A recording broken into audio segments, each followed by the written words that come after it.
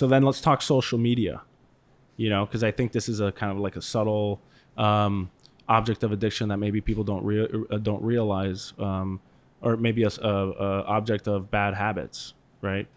I think there's a lot more awareness to it now, but I think nonetheless we should talk about it. Came across a study from the Netherlands where they found a higher proportion of social app interactions correlated with lower dopamine synthesis. So the ability to make dopamine in a part of the brain called the bilateral putamen. What do you think? So they found that there were higher levels of dopamine in lower levels of dopamine in people who were on social media. The capability, and I have to look back exactly how they measured it, but the capability to synthesize dopamine was lower the capability of doing that was lower in those that reported greater social media interactions. Okay. Yeah. Yeah, I wasn't sure if you meant general interactions or social media. Social media. Yeah. Yeah, I mean, it's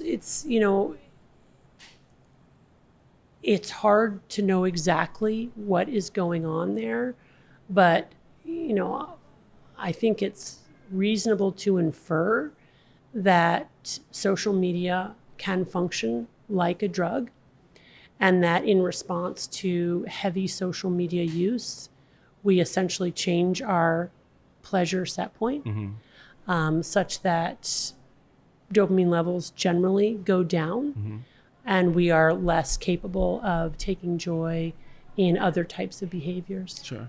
Yeah.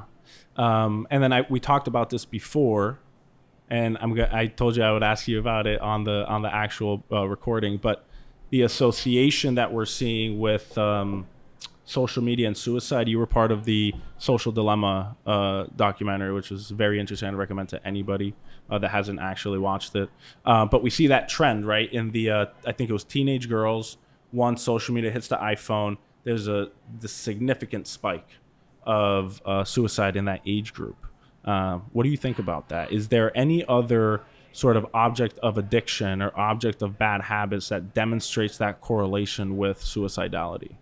Yeah, so I think it's important to distinguish between suicide and suicidality. Suicidality is thoughts of suicide, whereas actual suicide is a relatively, still, thank goodness, a relatively rare event epidemiologically, although it is increasing in the Americas and has been increasing over the past 20 years, which is very, very concerning. I actually think that suicide rates in the United States were higher in the past year than they have been in 45 years. So it's really, it's concerning. But what's very clear is that the more time that people spend on social media, the more likely they are to experience depression, anxiety, suicidal thinking, and self-harm. So the million-dollar question is this correlative or is it causative? Because you could also argue, well, these individuals are depressed and anxious to start, which then drives them to be on social media for longer amounts of time. So you could inverse that. But I believe that it really is causal, and that it's the engagement on social media that contributes to a low mood, precisely because of the ways in which we see a very similar progression as people use drugs and alcohol. We know that social media and screens in general stimulate the release of dopamine in the reward circuitry.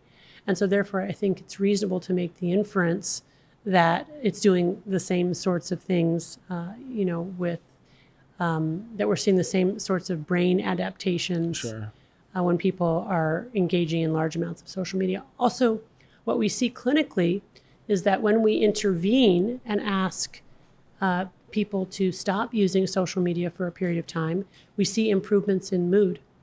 So that, we change something in the system, we remove that one variable and we see them doing better. That does really speak toward a causal connection between excessive social media engagement causing these psychological symptoms. Got it.